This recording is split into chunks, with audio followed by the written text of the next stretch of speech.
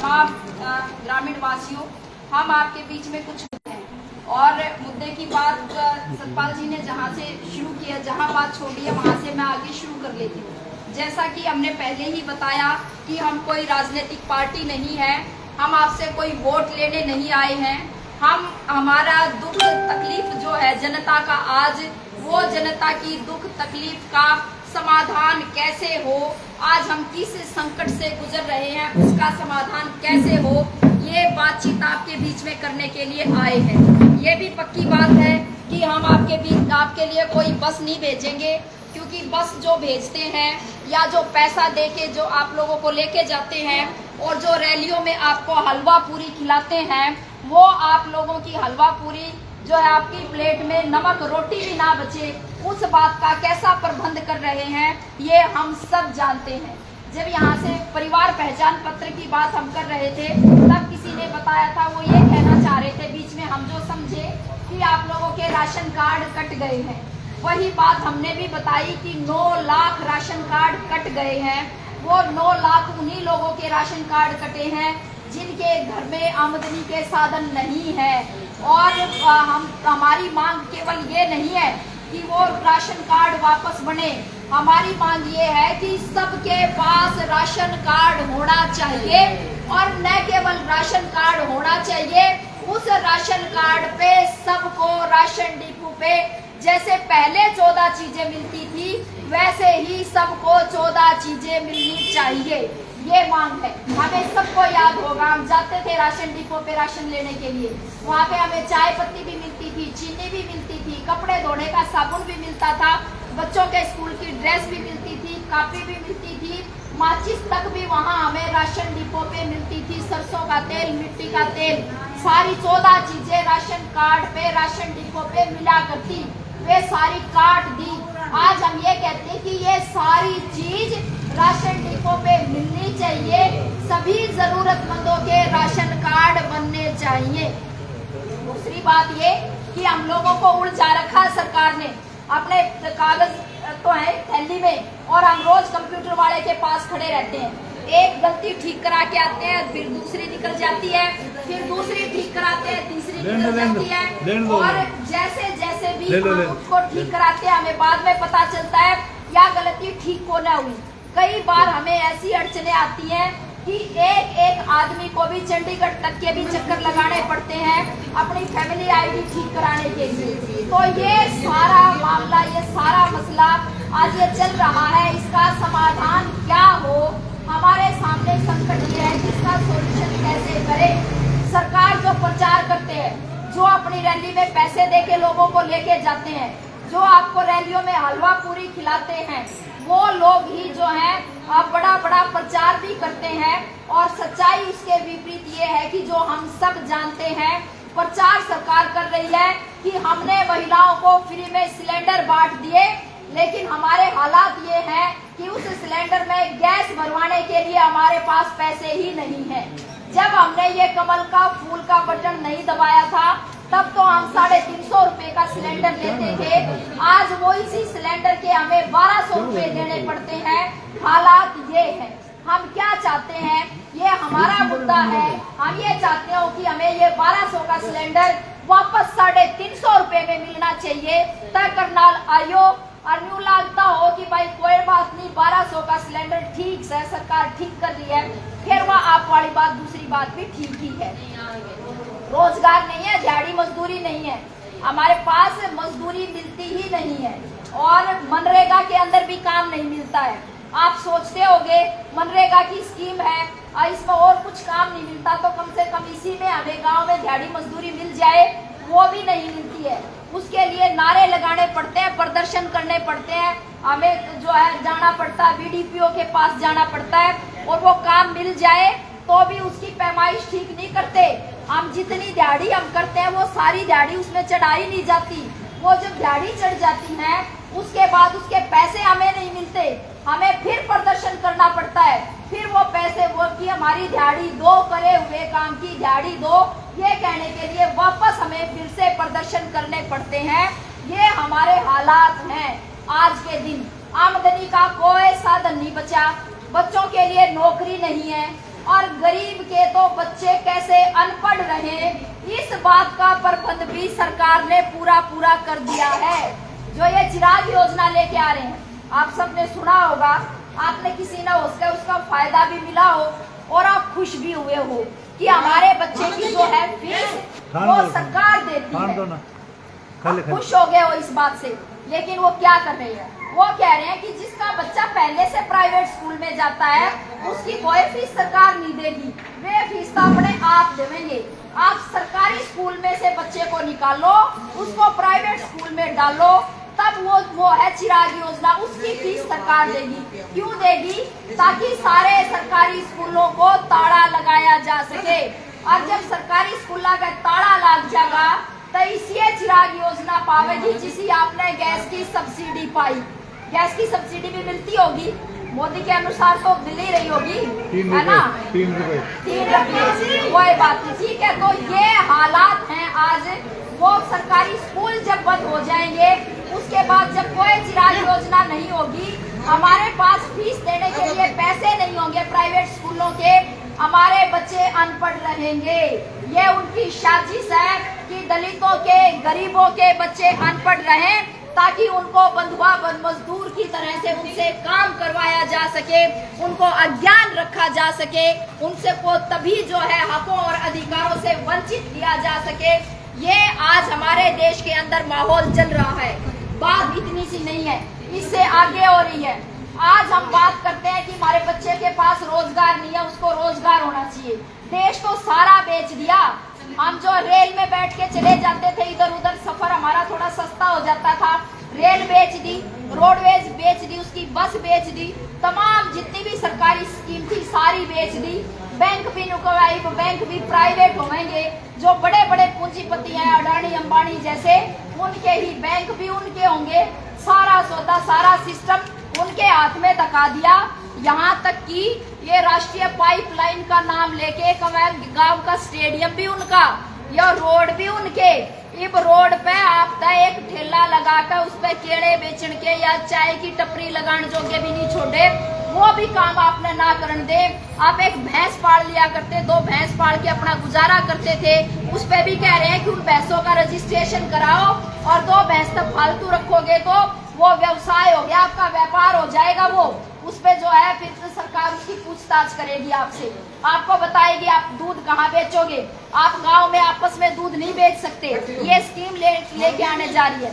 ये तो गांव में एक आदमी के पास दूध है, दूसरे के पास नहीं, हम आपस में खरीद लेते हैं, वो अगला प्रबंध भी करने लग रहे हैं। और ये सारी खेती जो है, या सारी खेती को भी वो सोच रहे पूंजीपतियों के हाथ में जावे, पूंजीपतियों के हाथ में जाएगी।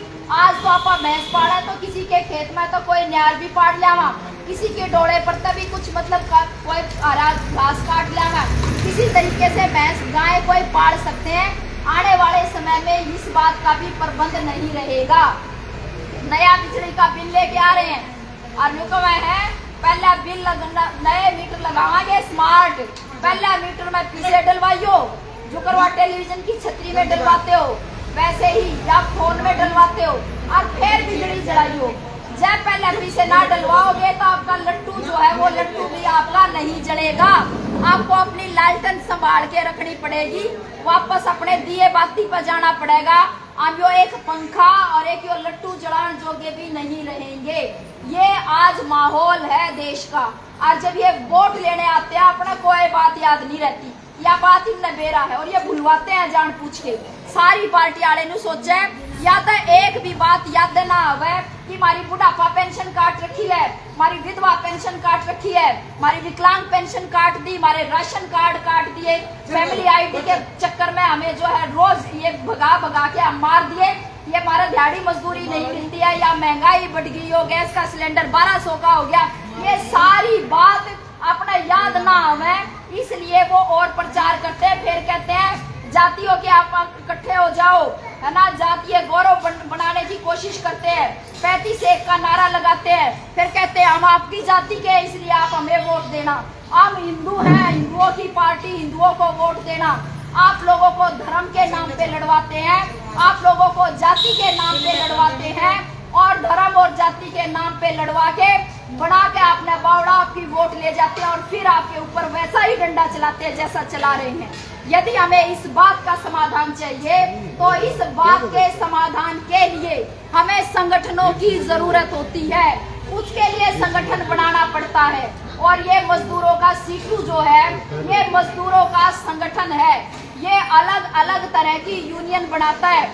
हमारी जो चिनाई का काम करने वाले मजदूर मिस्त्री और मजदूर है उनकी भी हमारी यूनियन है, आंगनबाड़ी की भी यूनियन है, आशा की भी यूनियन है, मिड डे मील की भी यूनियन है, ग्रामीण सफाई कर्मचारियों की भी यूनियन है, ग्रामीण चौकीदारों की भी यूनियन है, जो फैक्ट्रियों में काम करते हैं लोग उनकी भी यूनियन है, जो शहरों में ये रेडी पटड़ी का लगाते हैं उनकी भी यूनियन है, जो ऑटो चलाते हैं हमारी उनकी भी यूनियन है। हम तमाम पेशा जितना लोग करते हैं उन तमाम की यूनियन है। हमने मनरेगा मजदूरों की भी यूनियन बनाई है और वो यूनियन आपके गांव में ना हो तो यूनियन कहते हैं आप अपने हक और अधिकार के लिए एक साथ इकट्ठा हो जाओ और जो आपकी अकेले अकेले की कोई बात ना सुनता हो तो सारे इकट्ठे होकर मिलकर बोलो, इसको यूनियन कहते हैं। तो ये जब तक हम ये संगठन नहीं बनाएंगे और मिलके आवाज नहीं उठाएंगे कोई सरकार कोई पार्टी हमारी बात नहीं सुनेगी। ये है बात और ये बात है तो इसके लिए जाना है भाई करनाल। तो करनाल जाना है तो गाड़ी कौन भेजेगा? कौन भेजेगा गाड़ी? अपना संगठन।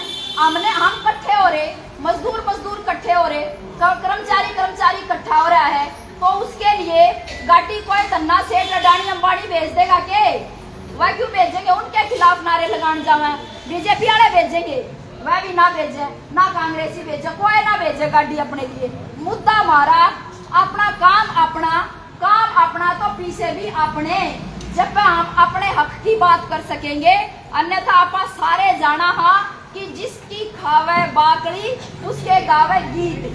तो जिसकी आप जो है खाओगे उसका आपको गीत गाना पड़ेगा। तो इसीलिए हम तो अपने हक की आवाज बुलंद करने के लिए यहाँ पे आप लोगों से अपील करने आए हैं। रैली है 8 तारीख की करनाल में और आप सबको न्योता दे रहे हैं पूरे गांव को कि सबको रैली में बढ़ चढ़ के हिस्सेदारी करनी चाहिए। आप सब महिलाएं बैठी हैं मेरे सामने और महिलाओं की आज क्या दुर्गति बना रखी है बीजेपी की सरकार ने वो हम सब जानते हैं। एक तरफ क्या कहते हैं बेटी बचाओ बेटी पढ़ाओ, अरे तो न्यू भी कम है कि हमने संसद में विधानसभा में 33% आरक्षण दे दिया महिलाओं को, आरक्षण लागू ये नहीं करा। न्यू कम है 2029 का चुनाव होगा जब लागू करेंगे और वो ईसा होश के ईसाए लागू करें जिसा मोदी ने न्यू कही थी जब मेरे तक प्रधानमंत्री बना दो 100 दिन में काला धन विदेशा तो उल्टा लाऊंगा और थारे सबके खाते में 15-15 लाख भेजूंगा। आए 15-15 लाख ना आए ना तो वो बाकी काम भी से ही है। एक तरफ ये लोग बेटी बचाओ बेटी पढ़ाओ और दूसरी तरफ के कन लाग रहे हैं हमारे देश की खिलाड़ी बेटियां जो मेडल लेके आई विदेशों से और उन्होंने पूरे देश का नाम रोशन किया। जिन खिलाड़ियों ने उन खिलाड़ियों को खेल मंत्री शोषण कर रहा, उनके साथ यौन हिंसा कर रहा, उनके साथ छेड़खानी कर रहा और उसके खिलाफ जब वो सब मिलके आवाज उठा रहे थे मोदी की नाक के नीचे जंतर मंतर पे बैठी रही महीनों तक वो लड़कियां, उनकी बात ना सुनी मोदी ने। और वो जो मंत्री था ब्रजभूषण शरण उसका इस्तीफा तक नहीं मांगा। अमित शाह की पुलिस उसने कहा कि इन्होंने जो शोषण का एक भी मौका हाथ से नहीं जाने दिया ब्रजभूषण शरण ने, ये उनने की पुलिस और वाय कहन लाग रही, उसके बावजूद भी मंत्री का इस्तीफा नहीं लिया।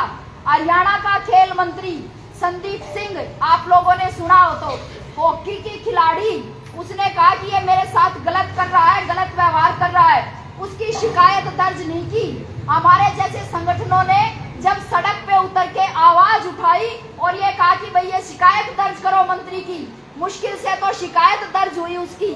आज वो चार्ज शीट हो गया या और चार्ज शीट होने के बावजूद भी उसका मंत्री पद से इस्तीफा नहीं ले लिया। मनोहर लाल खट्टर ने यूं कहा है कि मैं इस्तीफा को ना लूं और जिस लड़की ने शिकायत की थी उस जो है खिलाड़ी को, उस कोच को, आज वो कह रहे कि आपने सरकार के खिलाफ गलत बयानी की है इसलिए आपके ऊपर जो है मुकदमा चलेगा। जो पीड़ित है उसके ऊपर तो ये मुकदमे चलावे हैं और सारे गुंडे मवाली बलात्कारी सारे इन अपनी पार्टी में इकट्ठे कर रखे हैं और देश में आग लगाने का काम कर रहे हैं धर्म के नाम पे, जाति के नाम पे। तो समस्या संकट अपने सामने ये है कि एक तरफ जहर फैलाया जा रहा है और दूसरी तरफ हमारे जो जीवन के आम मसले हैं, आम मुद्दे हैं, उनसे हमारा ध्यान भटकाया जा रहा है। अब ये अपना काम है, हम इनको बताएं कि ये फालतू की बात है जो आप करने लग रहे हो। आपको करना है तो उन अपराधियों पे कार्रवाई करो जो महिलाओं के साथ छेड़खानी करते हैं, बलात्कार करते हैं। सारा पुलिस प्रशासन आज आशाओं के पीछे लगा रखा है सरकार ने। लोगों इनके घर जा के बैठ जाओ ताकि ये घर से बाहर ना निकले, नजर बंद कर लो इनको घर में। उनको बसों में बिठा के इधर उधर घुमाते रहते हैं। और जो है सारा पुलिस प्रशासन, और एक तरफ इतनी चैन छीना झपटी हो रही है, किसी की चैन छीनी जा रही है, किसी का बैग छीन लेते हैं, रोज चोरियां हो रही है, रोज डकैती हो रही है, महिलाओं के साथ इतनी छेड़खानी हो रही है। पुलिस का काम था उन अपराधियों को पकड़ने का, लेकिन वो काम छोड़ के पुलिस को लड़ती हुई महिलाओं के खिलाफ जो है खड़ा कर रखा है। कह रहा है इनका इलाज करो। जो महिलाएं ये कह रही हैं कि हमारा शोषण हो रहा है और ये जो मामूली से पैसे में हमसे काम नहीं होगा, इस काम का जो है हमें पूरा दाम चाहिए, ये बात जो कहने वाली महिलाएं हैं, आज पुलिस उनके पीछे लगा रखी है। यह है बीजेपी की सरकार और अपन इससे लड़ना है और इससे लड़ना बेहद जरूरी है, अन्यथा आपा बर्बाद और अपने आने वाली पीढ़ियां बर्बाद।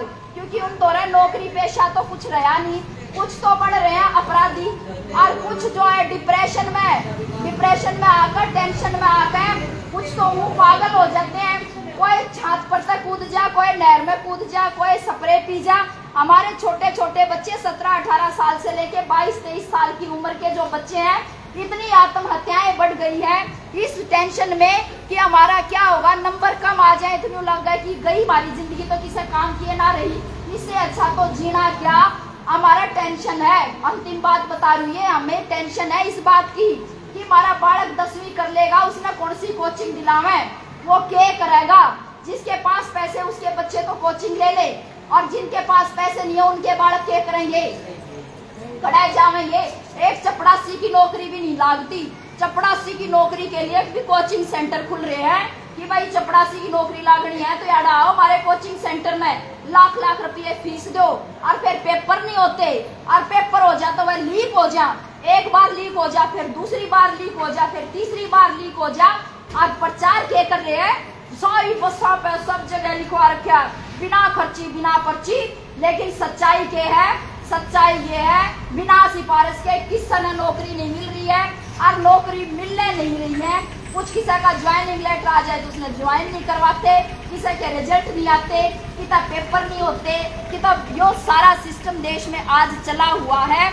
ना दिहाड़ी मजदूरी मिलती, ये सोचे कि मजदूर को महीने में 20 दिन भी काम मिल जाए तो मजदूर का 2 टाइम की रोटी का जुगाड़ हो जाता है। लेकिन मजदूरी हमने महीने में 10 भी को ना दिखाती, दिहाड़ी 10 भी को नहीं जाती। ये अपने आज हालात हैं और इन हालातों के खिलाफ आज हमें उठना पड़ेगा, एकजुट होना पड़ेगा, लड़ना पड़ेगा। ये अपील आप लोगों के बीच में हम लेके आए हैं। और भाई हमारी बात ठीक लगे तो उसको अपने पास रखना, गलत लगे तो झाड़ के चले जाना, कोई बात नहीं। और आप सब ने मेरी बातचीत सुनी, उसके लिए आप सबका बहुत बहुत धन्यवाद। धन्यवाद।